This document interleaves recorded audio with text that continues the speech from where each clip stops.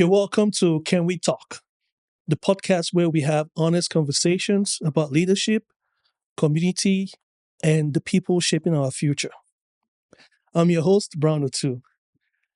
Today's guest is someone whose story blends family, faith, finance, and public service. He is a certified public accountant, a business leader, a father of triplets. Yes, triplets. We'll talk about that later. And a man currently running for Fort Bend County Judge. Ladies and gentlemen, please join me as we talk with Kenneth Omoruyi.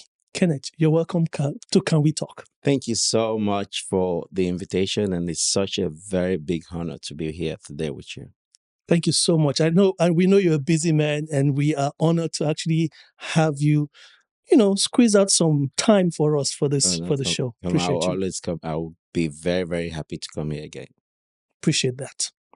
So let's get straight into it today. We have a lot to talk about because we know you're a man with a lot of hats, and we're going to address some of them today if we have enough time. Absolutely. Yeah. So for people meeting you for the first time, who is Kenneth Omoruyi beyond the titles and politics? Yes. I'll start by saying I am a husband. I'm a father. I'm a college educator by the grace of God, and I'm also a saxophonist. I've actually, that's one thing I really love doing. I've not been doing a lot of that as much as I would have loved to, but I do play the saxophone. I started playing the saxophone when I was 16, and I still play, and I'm really grateful that that's an aspect of my life that helps me to unwind. Thank you. I know you mentioned you are a husband, you're a father. I want to add this. You are a father of triplets. Triplets. Right. 3. Right. Let's start here because people need to know this. Right. What is a normal morning like in your house? Well, I will start by saying that there are certain things that people say that God will not put more on you more than you can bear.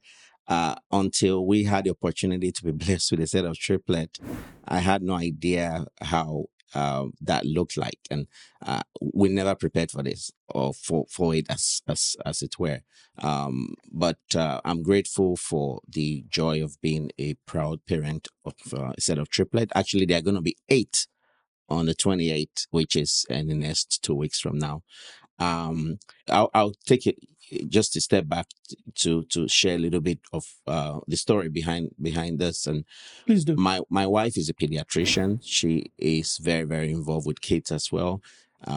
I have a set of triplets in my own family, which is my cousins, and my wife's dad is a twin. So to some extent, we knew maybe multiples were not out of the equation. But when we got married, it took about 5 years. Actually, my wife and I had to wait. We had a period of waiting, I'll call it. And some friends told me maybe the prayers were too much, and God said, you know what? Take these 3 kids and don't come back here. that was the story. But yes, it's been a blessing. I do have my mom living with us, and she helps tremendously. Oh, that's beautiful. That would have been almost impossible for us to do what we are doing if she wasn't, living with us. And then the first year, I would say the first year was actually the most difficult. I remember very clearly my mother-in-law, being with us for that first year, and my mom. So we have 2 grandmas at home. And then we will ration our sleep at night. I was still working with Schlumberger back then. So my wife would sleep first, maybe between 8, 9 till like maybe 3, 2, 3. And then, I'll, be taking care of the kids. And then she, we switch. Teamwork. Correct. But it's been way better. Now they are, they're in 2nd grade going to 3rd grade. It's easier, I would say, because they are able to do things on their own to some extent. We wake up very early. I wake up personally at maybe 4:30, 4:50 every a.m. to sort of set my Wow. activities for the day ready. and then we all wake up sometime around 6 a.m. to set things, for the day. So it's quite a, but you That's get used to it. and that's one experience I don't think I'll ever experience. Right. Let's put it So like that, because my kids are also grown. I don't think we have plans. you never know. Your kids might have a triplet set of triplets. You got a point. You got a point. But if that ever happens, I know who Right. to call. I know. I Uh, mean, just I'm here. I have some years under my belt, so I can tell. right. So do the triplets actually try to negotiate like a committee? No, so real story. We had to actually split them between the three classes. They are not all in one class. No, we Oh, we okay. observed that when they were all under the same teacher or the same class, they could gang up on their teacher. So we have to split them so they can develop you know their individual self. The idea of doing that was actually from their principal, who told us that she's been a principal for over 30 years and she's seen maybe a triplet once or twice. That was how that parent did it. And she advised us and it worked. And I tell you, it was one of the best advice that we got. Hmm. Are they identical? No, they're fraternal, so they are not identical. But some people say they can't tell them apart, but you can easily tell them apart. Okay, well, they're your kids. You will Right. be you. So, what has fatherhood taught you? I mean, you know, Everything. I think I'll put it like this: the way they came and how they came changed everything for me. Growing up, studying accounting, wanting to work, just like any career-driven young man or young woman would do, want to work for a Fortune 500 company. I was very ambitious, wanting to, grow through the corporate ladder. But I tell you, when these kids came in 2017, everything stopped, and I wanted to be in their lives. Um, I I resigned from Schlumberger because when I looked at the way and manner in which um, the time commitment was going to require of me to be present in their lives, I wanted to make that leap because I didn't grow up with a father.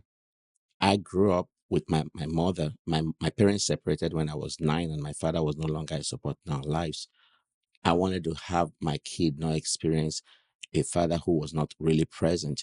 And I mean, we all know, I mean, America is a very tough place where if you don't take those deliberate steps, very conscious steps to be to make put certain things in place, you can never wish such thing into being in place. So long story short, the day my kids clocked 1 year, which was December 28th, 2018, that was my last day with Schlumberger, because I really wanted to, have more time.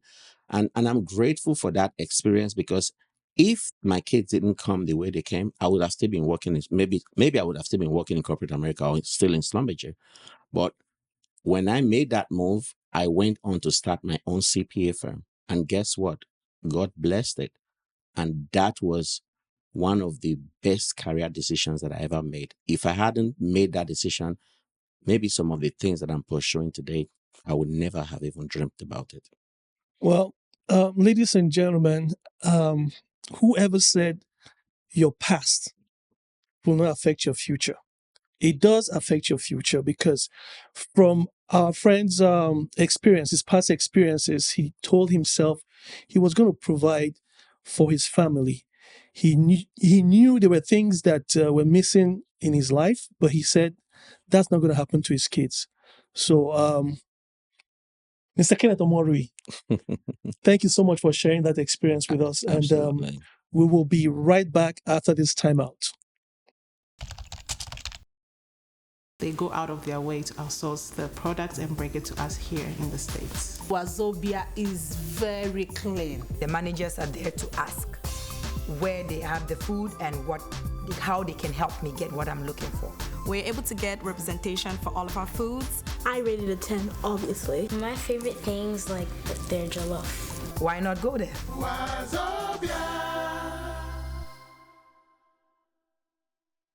Thank you, Mr. Kenneth Omoruyi. Thank you for coming to spend some time with us. We appreciate you coming. Absolutely. And we look forward to hearing some more about your ambition of being the next Fort Bend County Judge. So, like I mentioned earlier on at the beginning of this show, Mr. Kenneth Omoruyi is a CPA. He is actually recognized at the highest levels. I'll tell you why.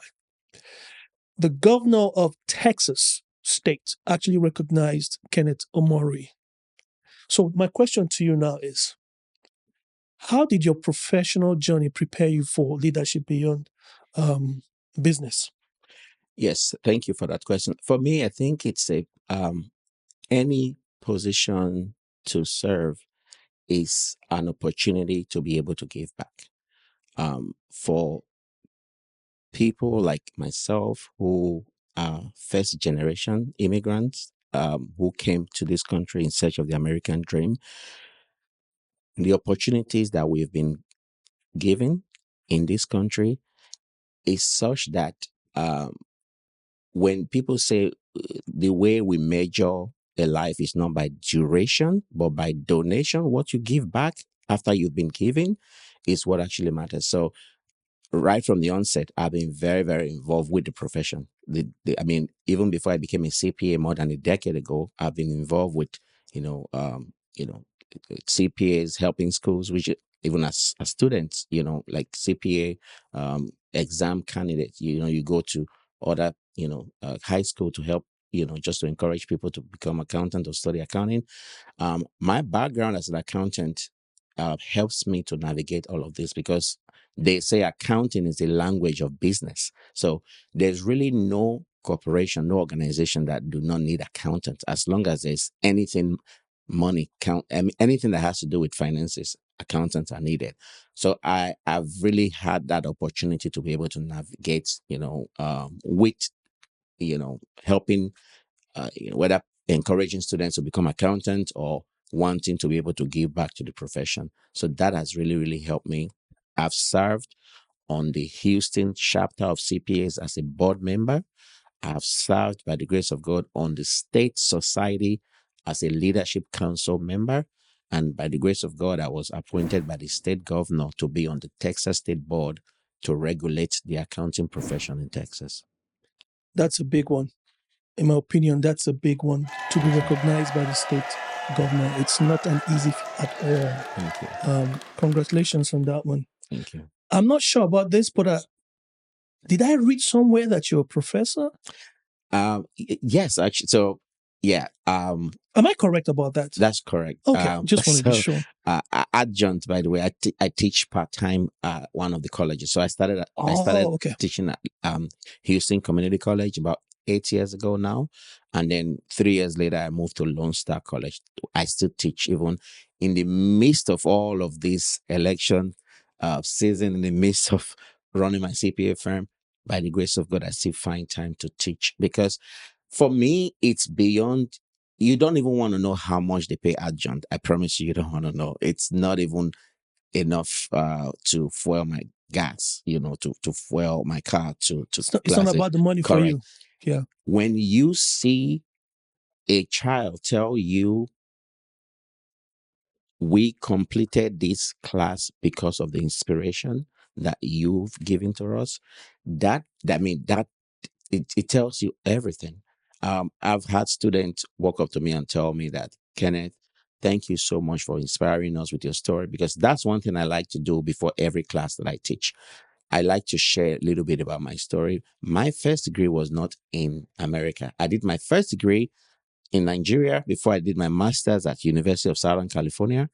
And like I'm sure you know, most of us didn't have the amenities and the resources that we have here when we're studying for our first degree. True. I remember having to study with candle, which for a kid who grew up here is a big deal. But Guilty. for us, For us, I mean, this is normal. So when I go to my classes, I start my class each time I have the opportunity to take a live class by maybe taking a candle to the class. And I ask my students, when you see a candle, what comes to your mind? Never for once have anyone even guessed, oh, it could be a source of light. Because I mean, how do you want them to have that experience if they never grow, they never Correct. live the life that we lived? So, and I tell them, actually, when I see a candlestick, what comes to my mind is a source of light. I had to study with this. And the reason why I tell them that's not to make anyone feel they are better than the next person, is to let them know that the only thing that can stop you from succeeding is yourself.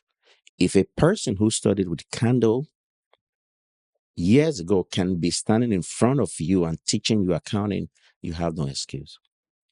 That leads me to the next question.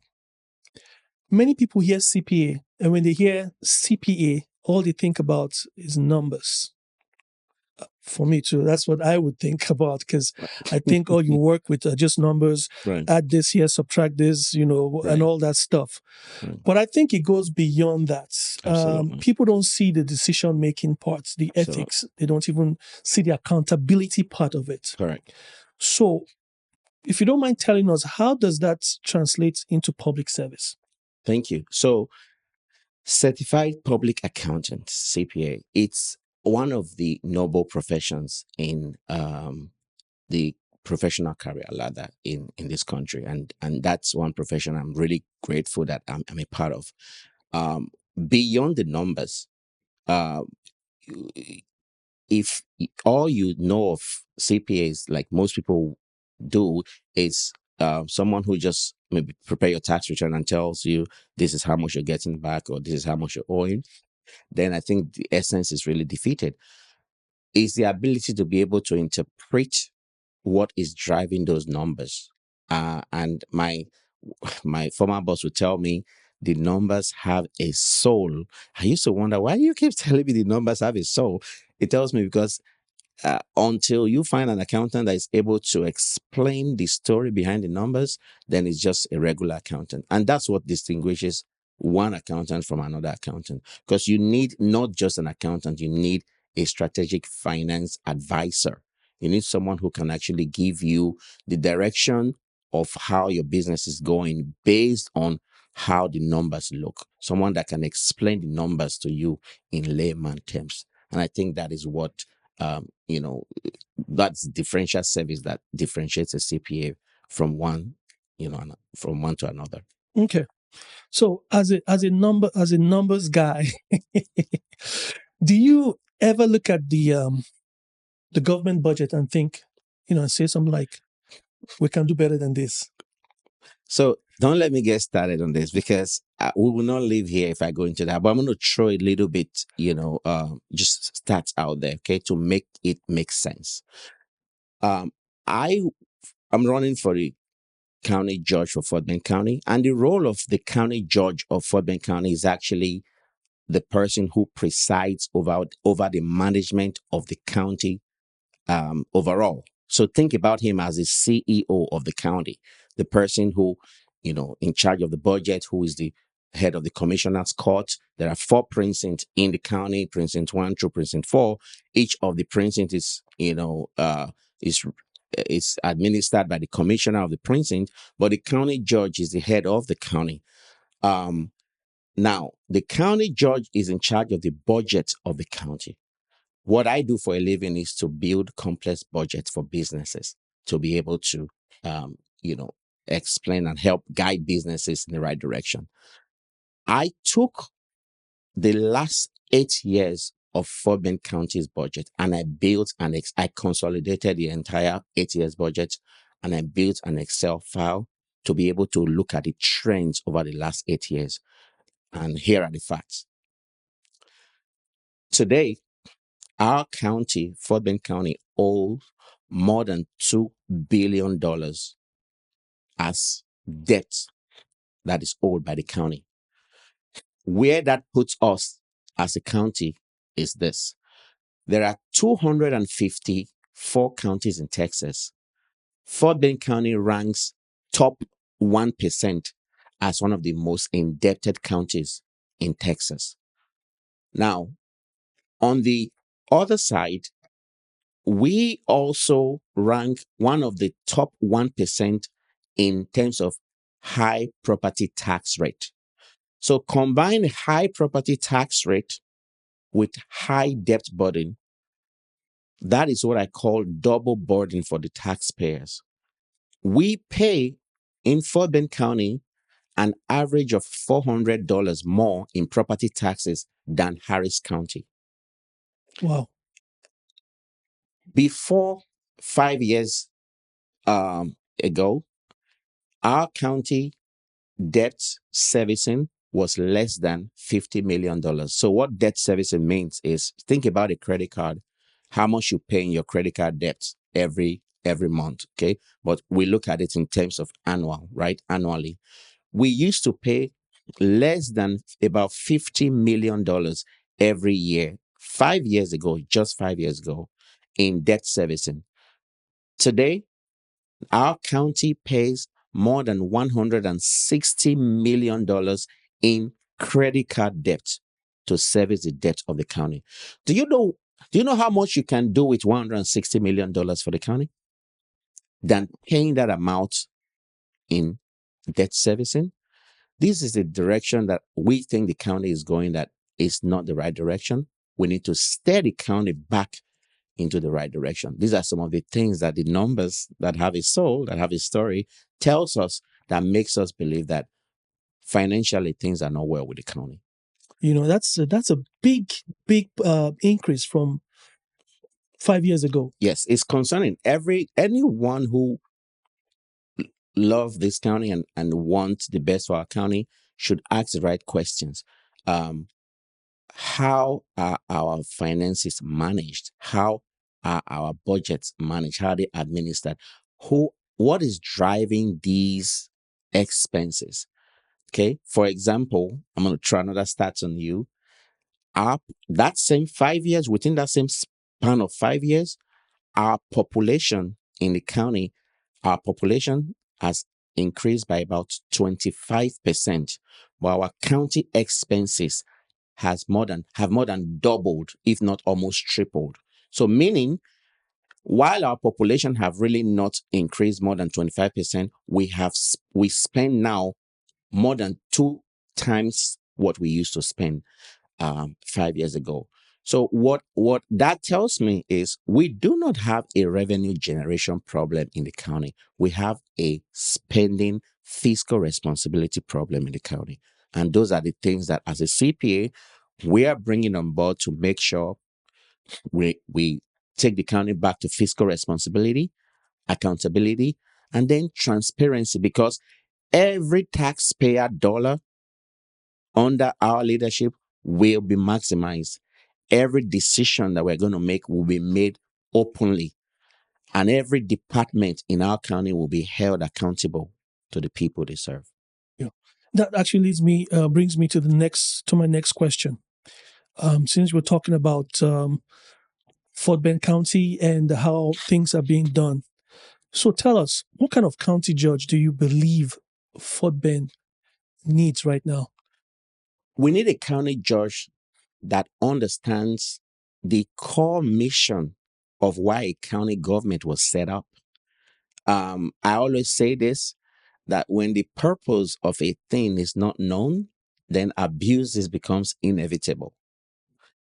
The county government was set up for primarily 3 reasons: public safety, public infrastructural development, and public emergency preparedness. Those are the core functions of why the county government was set up in the first place.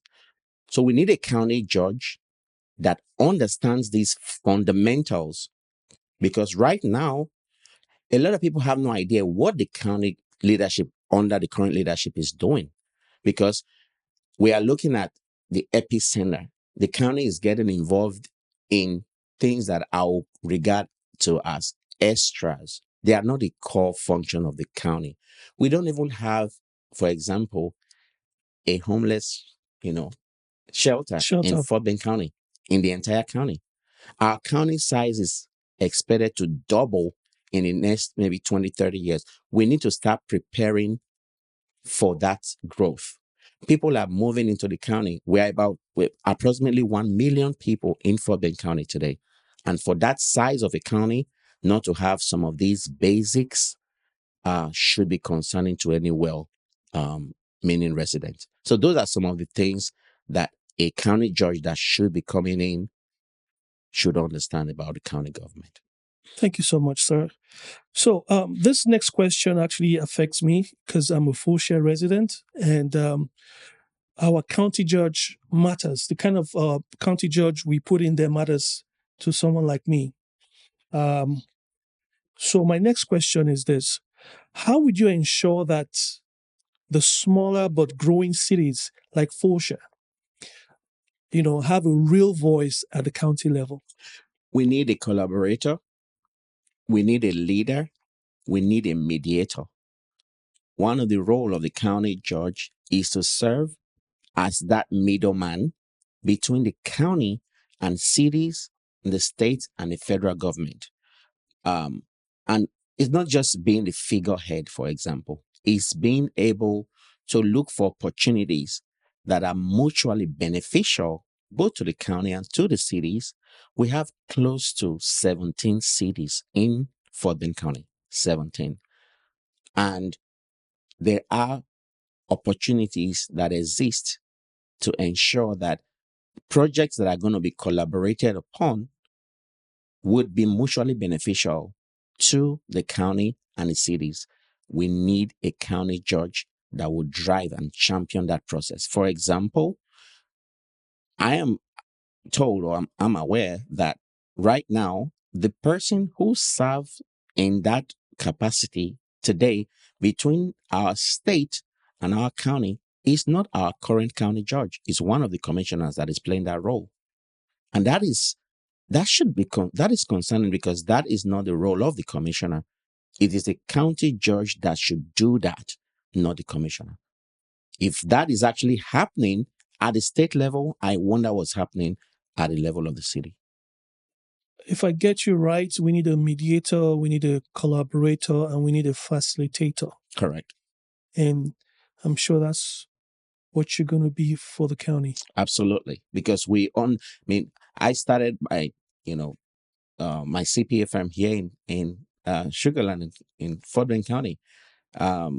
I used to work in Schlumberger down the street before I moved to my own CPA firm. We understand the community, we understand the people, and we are able to drive these engagements. Awesome. That's good. So my next question is also Fulshear related, because I got to ask Fulshear questions. I'm a Fulshear resident. Right. I see you love this city. Oh yeah, I love Fulshear. My kids love Fulshear. My wife loves Beautiful. Fulshear. So we just want to make sure we keep it nice. Absolutely. And beautiful. So we would actually just want you to look straight into that camera right there. Yes. Here's my question, and I hope you don't mind me asking this question. Absolutely. Look straight into that camera, and if a Fulshear resident is watching this and asking, why should I trust Kenneth Omoruyi with county leadership? What would you want them to know about your heart and your vision? Straight into that camera right there. So I have had the privilege of growing up outside of this country, and I have been blessed enough to now call myself an American. Not just because I am an American by title, but I'm an American by choice, because I've seen the transformational power of what the American dream can do in the life of an individual. And I'm determined to giving back to this same country. I'm a CPA. I'm a college educator. Giving back is something that I have been doing for more than a decade. I started to teach even while I was still working in Schlumberger, to train the next generation of accountants, to pour into them. That's exactly what drives me. That is the motivation to be able to give back to this county. Right now, our county need a leadership that understands what integrity truly means. We want to be able to restore fiscal responsibility. We want to be able to bring back transparency into our government. Our county leadership is going to restore fiscal responsibility, transparency, and accountability. And we have the experience to be able to do each and every one of these. And I tell you, every taxpayer dollar will be maximized. Every decision that is going to be made at the county level will be made openly, and every department will be held accountable to the people that they serve. I'm Kenneth Omoruyi, and I really desire your support and your vote in this election. Well, ladies and gentlemen, you've heard from Kenneth Omoruyi, our guest for today's show. So thank you so much, sir. Thank you so much. We want to wish you all the best. Thank you for the opportunity to have this, and thank you for this platform for having this platform. To be able to reach out to the people, and I really pray that a lot of voices like yours would be amplified so that our community know some of the best of us that we have in the community. Amen to that. Amen to that, sir. Thank you so much. And you say hi to the family, say hi to the triplets. Like I said, if it ever happens in my family, I know who to call. Thank you so you much. have a wonderful day, sir. I appreciate Thank it. you. Thank you. And for our viewers, thank you so much. Remember, this is Fulshear. Can we talk? I'm your host, Brown Ochu. Looking forward to the next episode. And before then, please keep yourself safe. Stay warm. We'll see you next time.